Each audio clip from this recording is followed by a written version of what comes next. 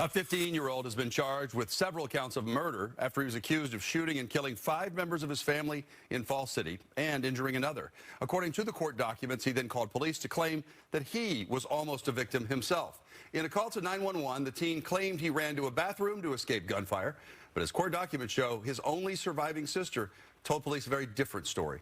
Good evening and thank you for joining us for the news at 10. I'm David Rose. And I'm Sabir Rayford. We want to warn you the details in this case are disturbing. Tonight we have team coverage on this tragic story. Fox 13's Dave Dedling is in Falls City with the latest on the surviving family member. But first, Fox 13's Jennifer Dowling is in our newsroom tonight. And Jen, you've been looking through those charging documents. What have you learned?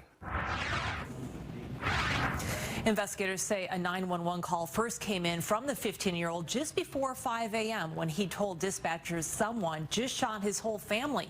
The teen then accused one of his deceased younger brothers of committing the crime, alleging he had done so because he'd been caught looking at pornography the night before. However, his sister was able to escape by playing dead after she was shot. The story she lived to tell contradicted his statements in a very dramatic fashion. Physically, she's doing well, but I can't speak to her mental or emotional state. Soccer coach and family friend Rhea Robertson was in tears this week after visiting the surviving sibling, the only one able to escape from the family's Lake Alice home after her 15-year-old brother is accused of trying to kill her. Me and a couple of the parents went down and brought her some things just to say that we were there and that we loved her. Court documents show that the young survivor was key in telling police what she witnessed Monday morning. She said she was asleep in her room with her 7-year-old sister Katie and woke up to gunfire. She says she could see her brother Joshua shot in the head and her dad Mark hit multiple times, laying in the hallway bleeding from the head and mouth. She says her younger sister Katie went out into the hallway and she heard another shot and saw her sister fall to the floor. Then she saw her brother enter her room, point a gun at her, and shoot once or twice.